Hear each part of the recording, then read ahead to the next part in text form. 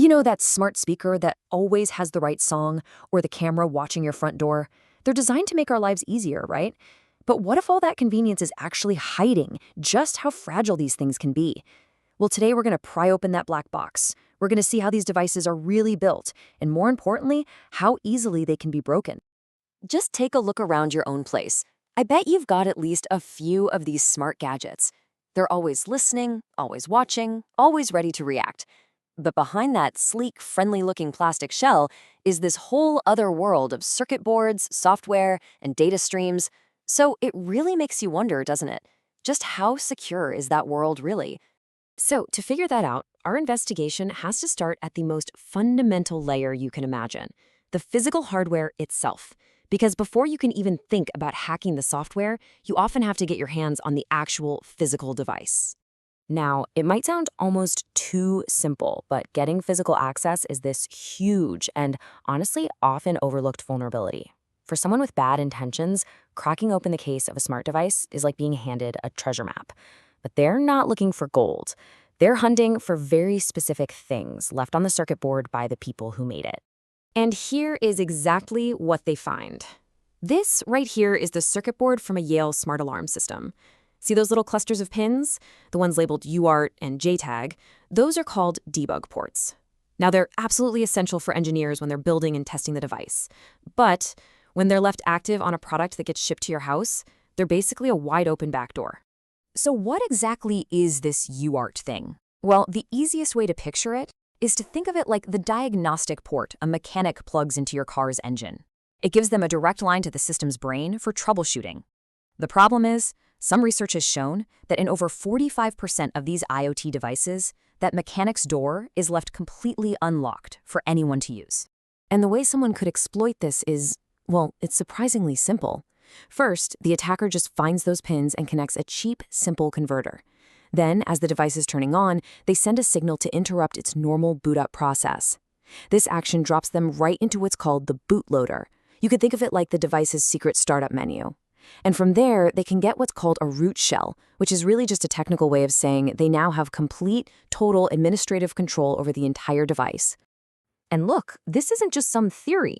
This is what it actually looks like in practice. Here's someone connected directly to a smart doorbell's UART port. With just a couple of wires, they've completely bypassed all the fancy wireless security and encryption and are talking directly to the device's brain. Okay, so you've managed to get physically connected to the device. What's the ultimate prize? What are you trying to get?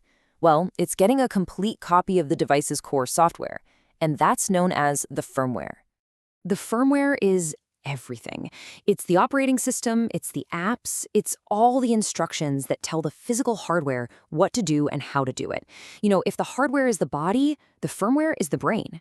So getting a copy of it, or dumping it as it's called, is the absolute most critical next step for any attacker. And this step is so important that, as security researchers from the University of Birmingham put it, analyzing the firmware is, well, it's fundamental. It's like putting the device's digital DNA under a microscope to find all the little flaws and weaknesses that are totally invisible from the outside. So what kind of secrets are hiding inside? Oh, it can be a real goldmine. We are talking about things like passwords and usernames that are hard-coded right into the software so you can't even change them. Private encryption keys, even hidden backdoors that developers might have left in. And here's the really scary part. A vulnerability found in one device's firmware can often be used to attack every single identical device out there in the world. Okay, so once an attacker understands the device's brain, the next logical step is to figure out its language. How do these millions and millions of tiny devices talk to each other and to the internet? Turns out, the answer is in their communication protocols. You see, a lot of these IoT devices don't use the same heavy, complex web protocols that your laptop does. Nope, they use something much, much simpler and way more efficient, often something called MQTT. And honestly, the best way to think about MQTT is like a digital community notice board. Devices can post messages to the board, or they can subscribe to see messages about certain topics. It's incredibly lightweight, which makes it absolutely perfect for some tiny sensor that's running on a little battery. And the whole system is built around just a few simple commands. So a device, the client, connects to a central server, which is called a broker. Then it can publish a message to a specific topic, like living room temperature, or it can subscribe to that topic to receive any new messages. It's a really simple, elegant system. One device publishes the temperature, and any other device that cares about it gets that update instantly. And these topics are organized in this neat hierarchy, just like the folders and files on your computer. So you could have a topic for your main headquarters, then a subtopic for the main entrance, then the door, and finally its lock status. This structure makes it incredibly easy to manage messages from maybe thousands of different devices in a really clear and logical way. But here's the catch. That exact same simplicity that makes MQTT so effective can also be its greatest weakness. Let's take a look at a real-world story of how one tiny little flaw in this simple protocol had a massive, massive impact. It just seems impossible, doesn't it? I mean, this whole protocol is designed from the ground up to be lightweight and efficient. So how on earth could it be used to take down a powerful server? Well, the answer is hidden in how the server handles one very specific type of message. It turns out a vulnerability was found in a super popular MQTT server called Mosquito. See, normally a device can send a message with a little flag that basically asks the server, hey, can you hold on to this message for me until I let you know you got it? But because of a bug, an attacker could send a message with this flag, and the server would store it in memory, but the attacker would just never send the confirmation. So the server would just hold on to that memory, waiting and waiting forever. The end result is what we call a memory leak. By sending these sorts of messages over and over again, an attacker could force the server to use up more and more and more of its memory. And just look at this chart. In only 60 seconds, the memory usage just explodes, from about 7 megabytes to almost 200. Do that for long enough, and eventually the server runs out of memory completely and just crashes. A tiny, tiny flaw leading to a huge denial of service attack. So after peeling back all these layers, from the physical circuit board to the firmware to the network protocols, what does it all mean for us, really? What's the bigger picture here?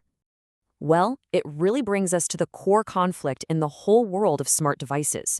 What we see way too often in reality are things like exposed ports, lazy default passwords, and unencrypted data flying around.